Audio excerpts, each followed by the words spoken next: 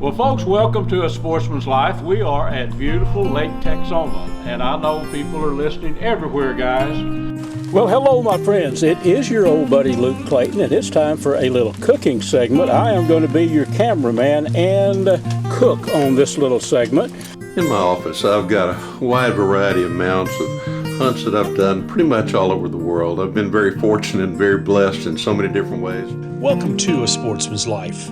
We're so glad you tuned in to join us for another exciting real-world outdoor adventure right here on A Sportsman's Life.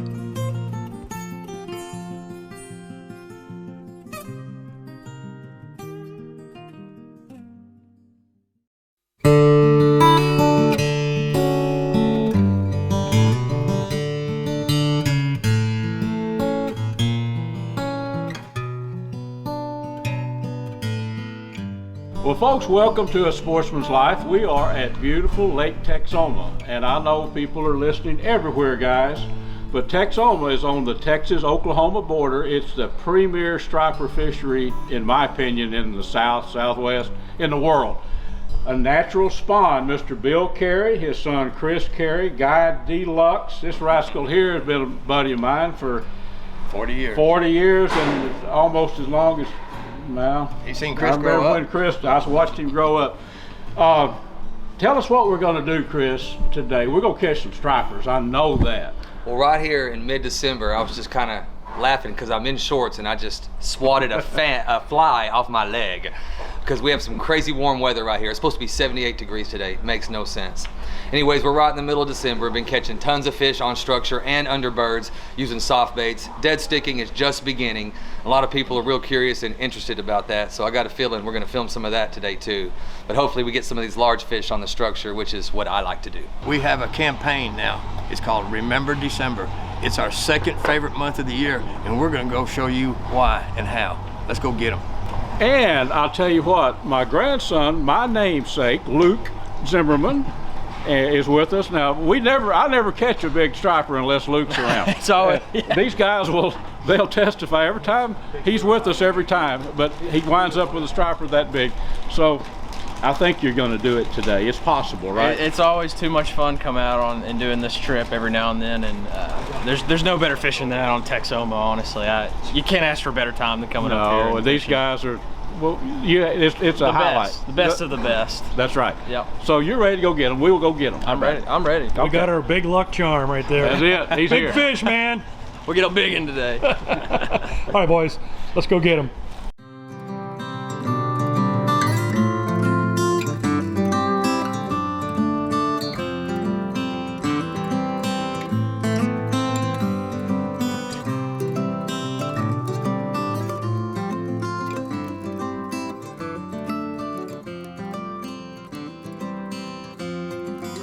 When these fish aren't on the feed in a lot of the colder months, you got to trigger them into biting. A lot of what I like to do is I call it the hop. And you hop that lure up, and when it's in the air, you gently turn it a couple of times.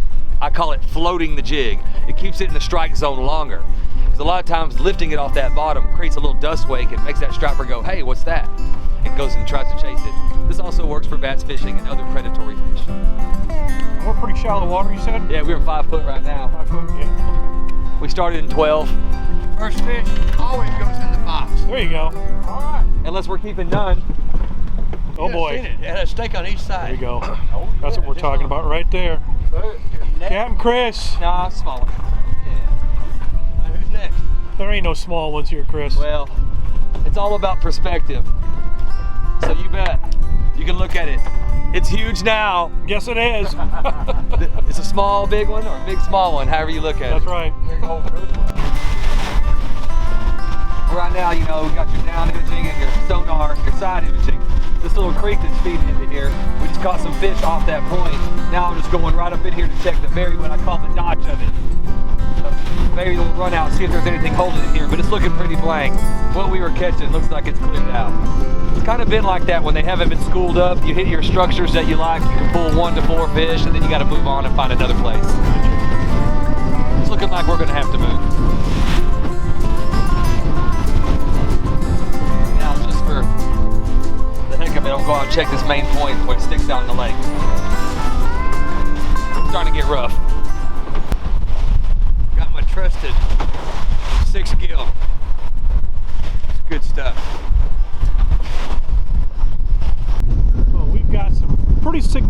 wind going right now, folks. I don't know. What would you say, 25 miles an hour? Every bit. Every bit. We're in a cove blocks from it that's doing this to us. Yeah. Very, very windy. We hadn't caught one ever since the wind kicked up, so we're probably going to have to reprogram and relocate.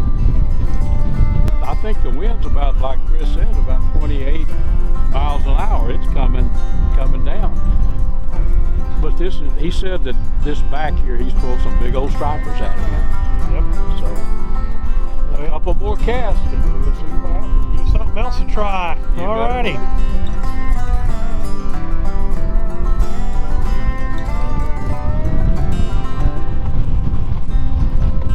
There are birds, there are shad.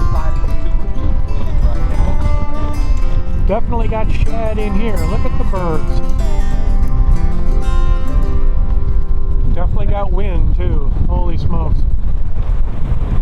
Alright, we're going to try a new spot, folks. Reeling in Stay fast. tuned. Try a fast retrieve. But what you got to realize is the fast retrieve still has to come from the bottom. Yep. That's where I was. Please be a 10. Please be a 10. Please be a 10. Please be a 10. I got my drag tight too. He was Please be ripping a mine. 10. Pulling drag and it's tight, huh? Yeah, she was sure. Luke, Yeah. remember when he caught that big one on top last? He started accusing me of my drag too tight. I said, it's just a big fish, Dad. Oh yeah, look at that. It's Woo! not a 10, but it's a good one. It's 8. It's ornery. It's ornery.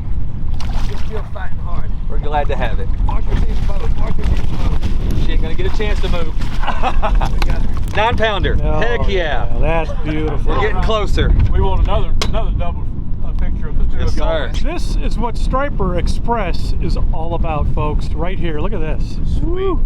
Sweet. How big is that fish? 9 About pounds? 9 pounds, guys. We're getting closer to that double-digit mark. But you know, you can go like this. It's 8 pounds. It's 9 pounds. It's 10 pounds. You know, we all know the game. She hit like a hammer and stripped line. I love it. And let's get a quick picture of it, and we'll let this one swim away. All right, big girl, go make us some babies so we can catch more.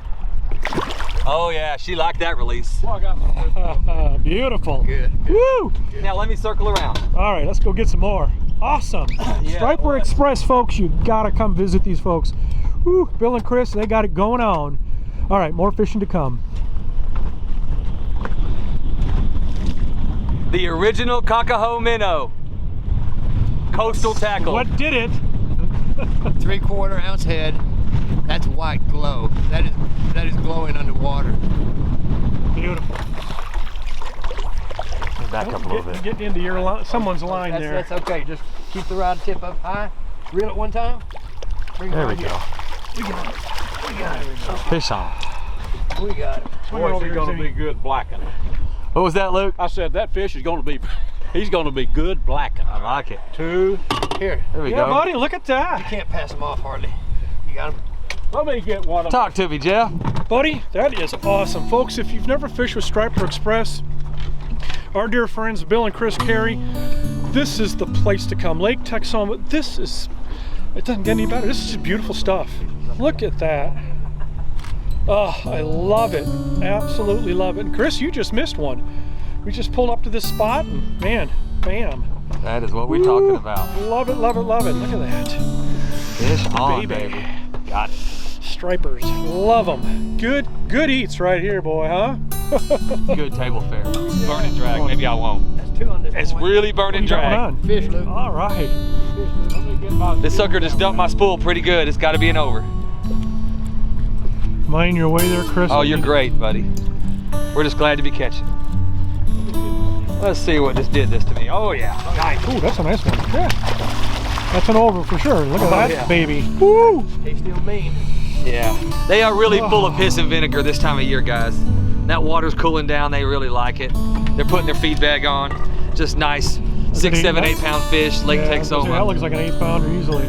Come get you some. Ooh, baby. Nice. All right. Back to fishing, boys. Woo! Alrighty. We got another one in the boat, folks. Couldn't get the camera going quick enough, but hey, look at that. And it was a good battle too. Another nice striper up here hitting. We were just about to quit this area. Maybe we give it a little more time. I think so. Let's go. You want to box this one? There we go. Fish on. Fish on? He got one, guys. Right here at the boat. Oh, another white bass. Good deal, Jeff. Go. That's what we're looking for. These are good eats right there. Woohoo! And we call that gravy here at Texoma, buddy. Oh yeah. Nothing wrong with white bass. Excellent.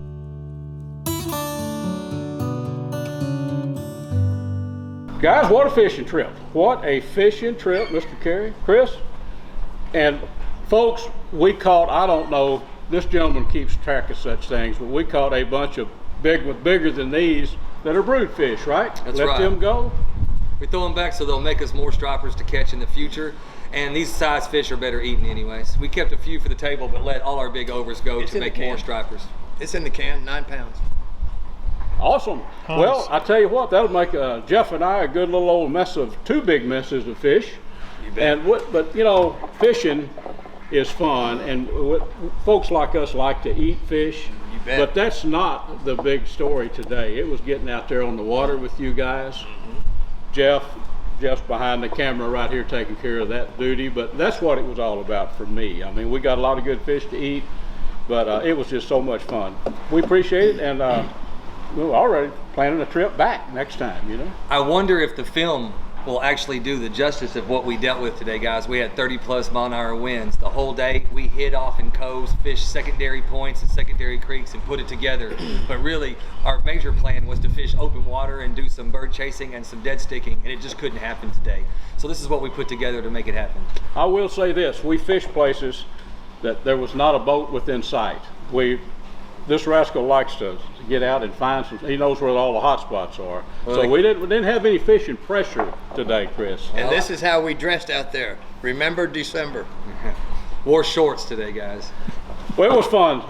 Folks, tune in next week to A Sportsman's Life. We're going to do it all. We don't know, we may be deer hunting, or who knows, we may be back fishing with you guys. I like that. Brought to you by Dallas Safari Club, Conservation, Education, and Hunter Advocacy.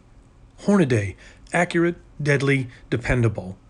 Taurus Firearms, maker of the Raging Hunter. Well, hello, my friends. It is your old buddy Luke Clayton, and it's time for a little cooking segment. I am going to be your cameraman and cook on this little segment. What we're going to call this thing, let's just call it a good Mexican dish. What do you say? We're going to smoke this mixture. Now, if you look real close, we've got some really good venison cubed up in here. This is round steak of a deer, buck I shot last year.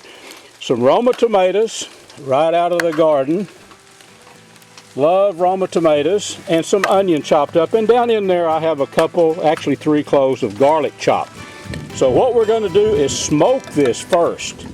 We're going to put this in the Smoking Texas electric smoker, and we're going to smoke it with some hickory wood, tomatoes and all, vegetables and all, for about 45 minutes. And then I'm going to tell you what we're going to do with it. We can make soup, we can make guisado, we can do a lot of things with it.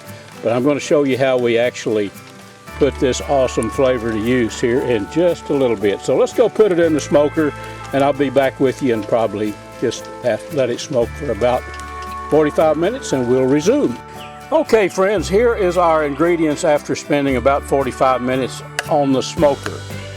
Do wish we had smell-o-vision, because this smoked flavor, the tomatoes, the onions, of course the venison, is all highly smoked, with not over smoked, but it's got a great smoked flavor. Look at that venison.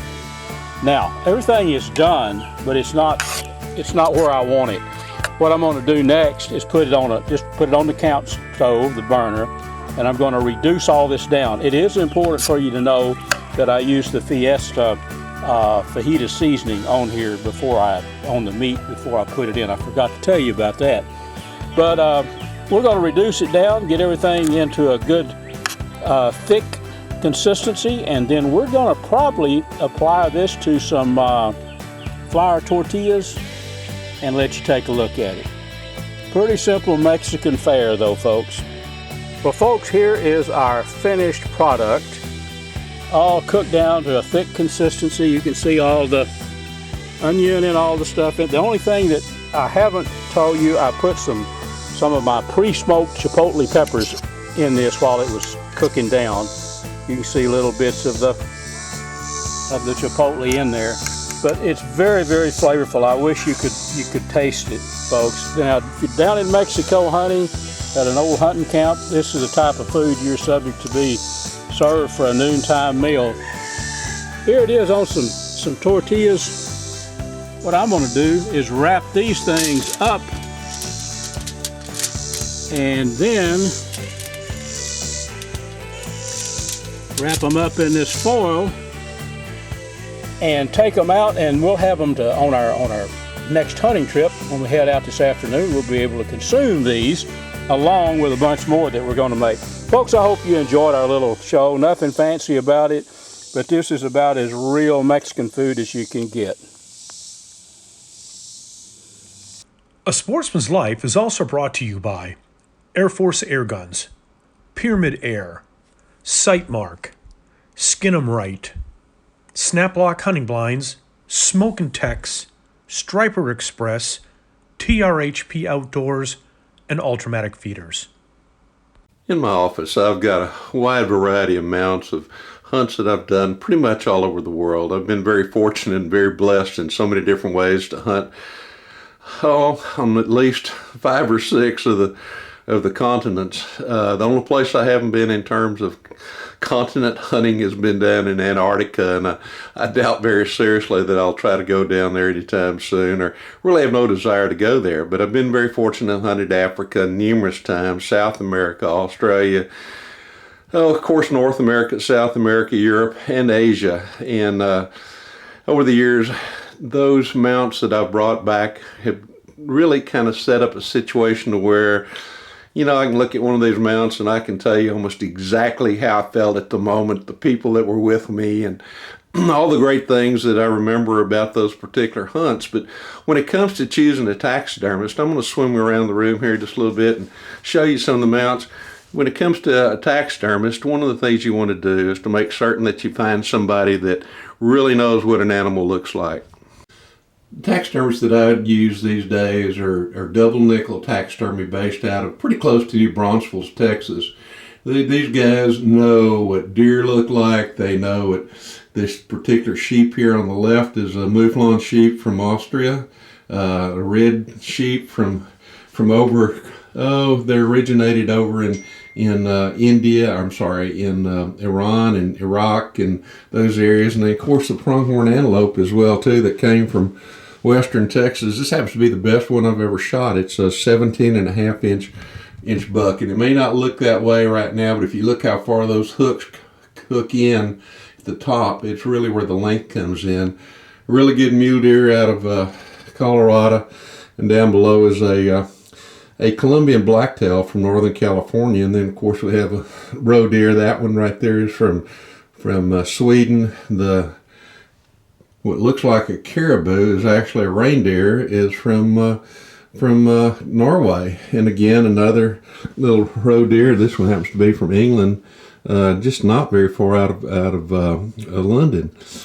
All these animals that are in here are special to me as far as I'm concerned. And again, when I look at these mounts, they allow me to simply just remember every little detail that there was involved, such as these 2 Spanish ibex, and next to it is a Sitatunga from Uganda.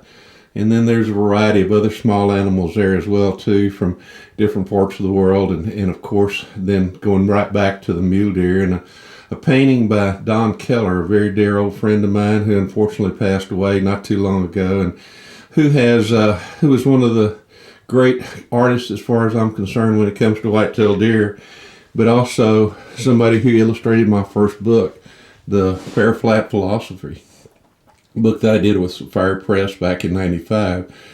But in choosing a taxidermist, look for one that really knows what an animal looks like, pays attention to detail such as around the eyes. The ears can tell a story. Every one of these, if you'll notice, has some of them are pointed forward, some of them are pointed backward, some of them are kind of at rest. Sometimes there's one that's got an ear pointed forward and another one that's pointed backwards. So it's just kind of a natural situation. But if you're going to use a taxidermist, spend a little time with that taxidermist before you go on a hunting trip.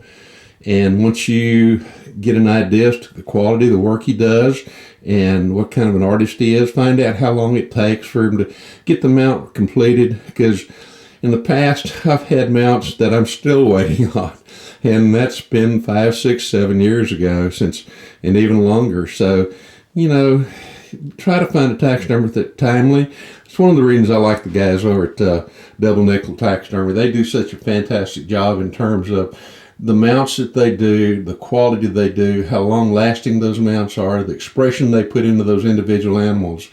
And it really makes the difference. You want to have a nice mount that's going to last for a long time when you put it on the wall, and or in my instance here in my little office. Even fish happens to be a fish I caught in Colorado, cutthroat, years and years ago on a fly rod. But these even fish, to me, the best kind of fish mounts are the reproductions that they do.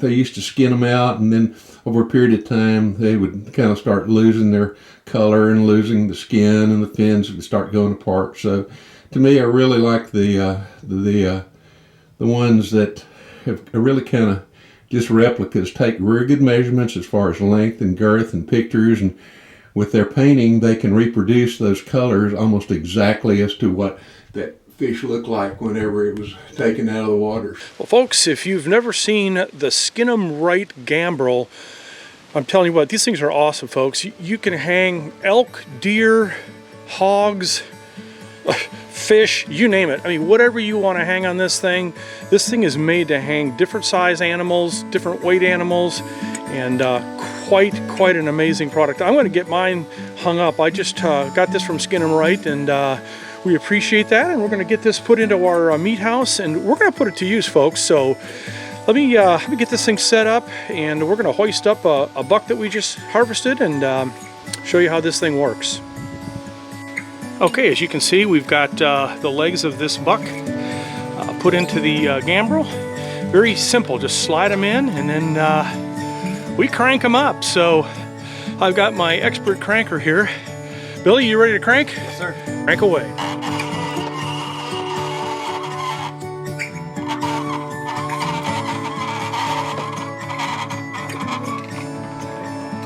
We want to thank you for joining us here on this week's episode. Please join us right back here next week for another exciting adventure on A Sportsman's Life.